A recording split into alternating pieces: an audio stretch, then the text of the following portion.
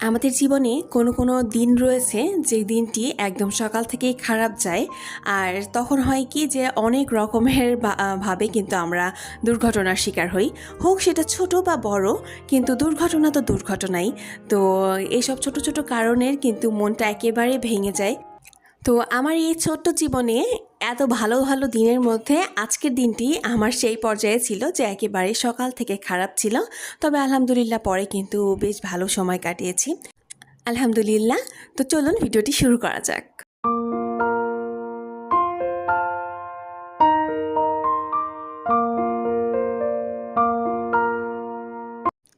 আসসালামু আলাইকুম। লামিস ব্লগে আপনাদেরকে আরও একবার স্বাগতম করছি নতুন একটি ভিডিওতে। আশা করছি যে যেখান থেকেই বসে আমার ভিডিওটি দেখছেন সকলেই ভালো আছেন এবং সুস্থ আছেন। আলহামদুলিল্লাহ আমিও আমার পরিবার নিয়ে বেশ ভালো আছি। আজকে কিন্তু দিনটি ছিল শুক্রবার। তো শুক্রবার সকাল থেকেই আমি ব্লগটি স্টার্ট করেছি। আর সকালবেলা থেকেই কিন্তু মাথা টাথা একেবারে তালগোল, কিচ্ছু পাচ্ছি না। কারণ যেদিন একটু সকালবেলা ঘুম থেকে দেরি করে ওঠা হয় তখন কিন্তু কোনো কাজের যেন কোনো রকমের তাল পাই না আমি। তো আজকের দিনটি আমার জন্য একেবারে তেমনই ছিল। তবে দিনটির শুরু থেকে যে এত খারাপ দিনটি যাবে এটা আসলে কল্পনার বাহিরে ছিল। তো হঠাৎ করে এমন একটা দুর্ঘটনা হয়ে যায়, তো তবে আলহামদুলিল্লাহ সেটা কিন্তু আমরা ভালোভাবে কেটে গিয়েছিল। দুর্ঘটনাটা তেমন একটা খুব বড়সড় ছিল না।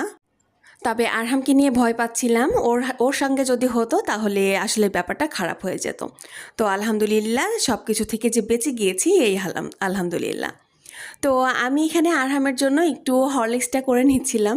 তো হরলিক্সটা করতে গিয়ে কিন্তু ওটা একজনে পড়ে টরে একাকার অবস্থা হয়ে গিয়েছিল। তো তারপর আবার একটু করে নিয়েছি। তারপর এই তো আমি এখন টেবিলে কিন্তু আমাদের নাস্তাটা দিয়ে দিচ্ছি। আর এই যে খিচুড়িটা দেখছেন এটা কিন্তু আমি এখন রান্না করিনি, এটা আসলে ফ্রিজে ছিল, তো ওইটা একটু গরম করে নিয়েছি।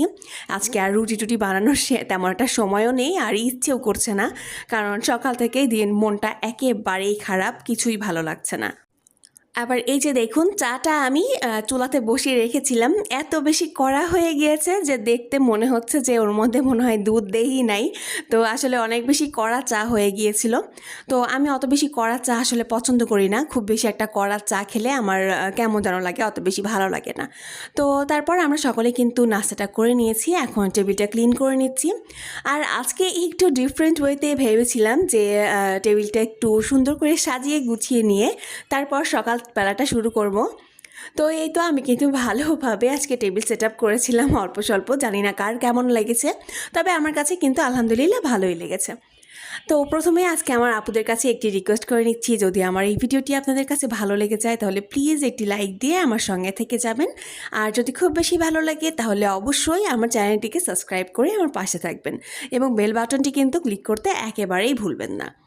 তো এই যে দেখুন দুর্ঘটনা দুর্ঘটনা মানে আসতেই আছে।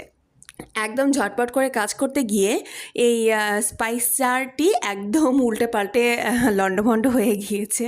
তো তারপর কিন্তু খুব রাগটাগ করে তার ওই যেগুলি পড়েছিল কাউন্টার টপের ওপর ওগুলি কিন্তু বাটির মধ্যে নিয়ে নিয়েছি। আর দুপুরে রান্নার সময় ওগুলি কিন্তু ইউজ করে ফেলবো, নষ্ট করব না।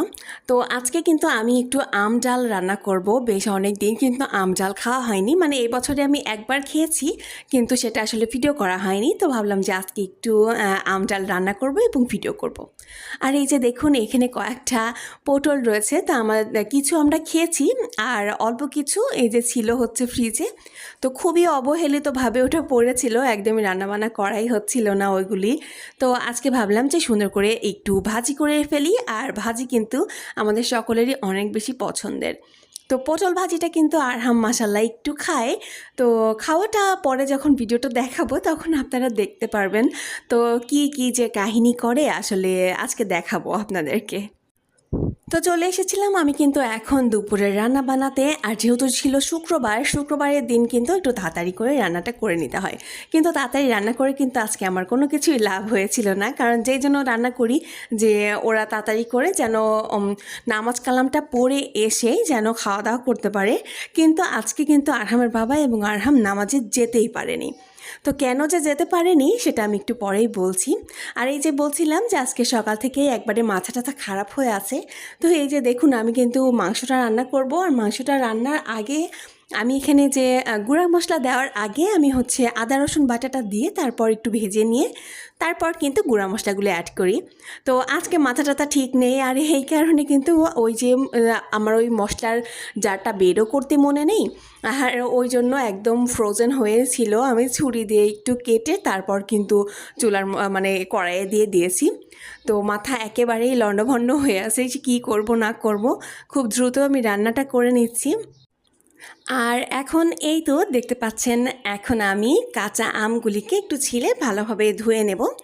আর এই আমগুলি দেখে এত বেশি লোভনীয় লাগছিল, আর এই আমগুলি যে এত পরিমাণে টক ছিল, তো আমার আপু আমাকে বুদ্ধি দিচ্ছিল যে এগুলো দিয়ে সুন্দর করে একটু আচার করে ফেল, তাহলে কিন্তু দারুণ লাগবে খেতে।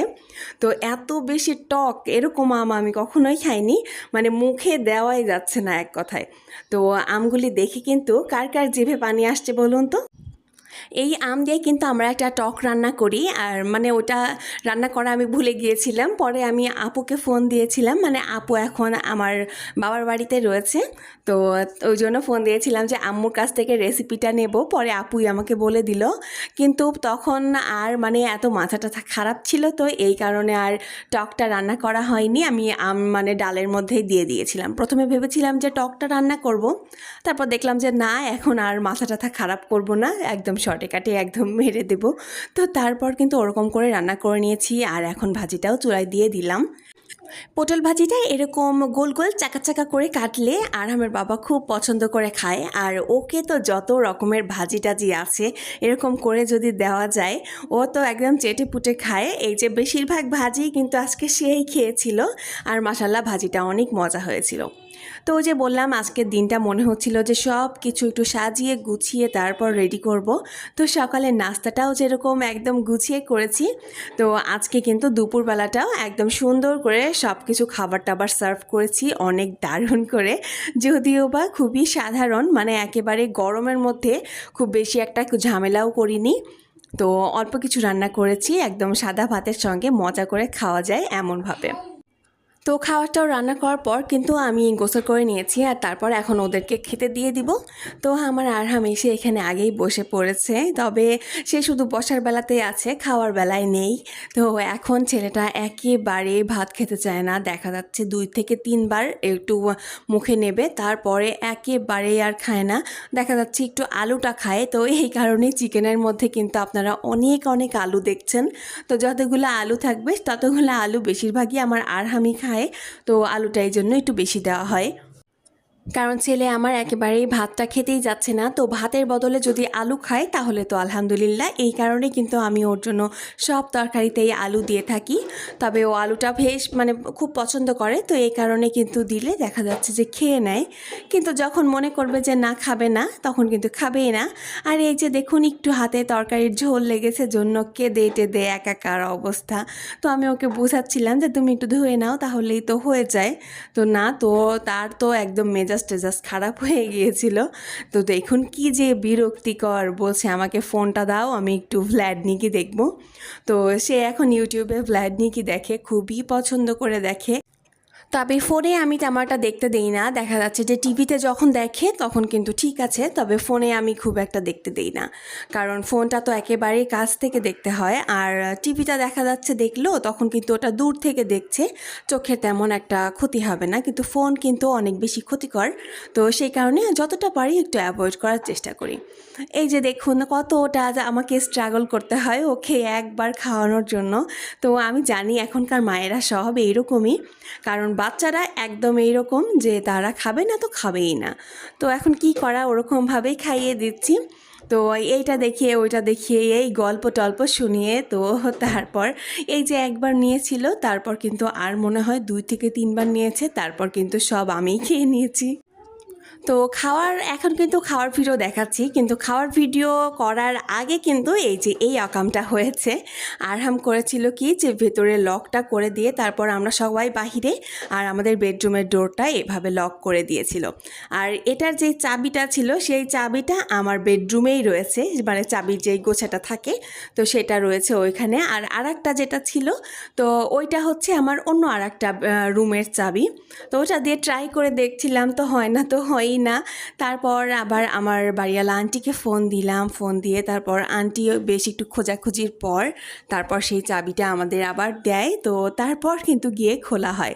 তাও যে আলহামদুলিল্লাহ, আরহাম যদি ভেতরে থেকে তারপর লক হয়ে যেত তাহলে কিন্তু অনেক বেশি খারাপ হতো। কারণ এইসব লকগুলির কিন্তু কোনো রকমের ঠিক ঠিকানা নেই। কারণ দেখা যাচ্ছে হয় কি যে ভেতর থেকেও এমন সময় হয় কি যে খোলা যায় না। তো এমন অনেক কিন্তু সিচুয়েশন থাকে।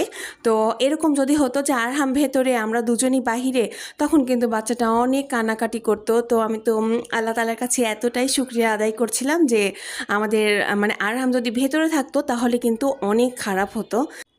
তাই আল্লাহ তাআলার কাছে হাজার হাজার শুকরিয়া যে এত বড় বিপদের হাত থেকে যে আমাদেরকে রক্ষা করেছে এটার জন্য। তো আমার বেশ একটু মন টন খারাপ ছিল, তো এই কারণে আরহামের বাবা আমাদের আবার বিকেলবেলা একটু বাহিরে নিয়ে গিয়েছিল। আমরা মাঠে গিয়ে একটু বসে টসে ছিলাম, বাদাম খেয়েছি। তারপর কিন্তু আমরা সন্ধ্যার দিকে আবার আমাদেরকে একটু নাস্তা করাতে নিয়ে গিয়েছিল আরহামের বাবা। তো তারপর কিন্তু নাস্তা টাস্তা করে বাসায় চলে এসেছিলাম। আর বাসায় আসার সময় একদম বৃষ্টিতে ভিজেই যাচ্ছিলাম প্রায়। তো হালকা একটু বৃষ্টি হয়েছে, তো মানে বেশ একটু ভালোই ছিল, মানে বিকেল থেকে সময়টা আলহামদুলিল্লাহ একটু ভালো ছিল। তো আরহামকে এই তো খাইয়ে দিচ্ছিলাম, আর তারপর আমি একটু চা খেয়ে তারপর কিন্তু চলে এসেছিলাম বাসায়। তো আজকে ভিডিওটা এই পর্যন্তই রাখছি, দেখা হয়ে যাবে পরের ভিডিওতে। তো ততক্ষণ পর্যন্ত সকলেই ভালো থাকুন, সকলের জন্যই সকলে দোয়া করবেন। তো আজকে জানাচ্ছি খোদা হাফেজ, আসসালামু আলাইকুম।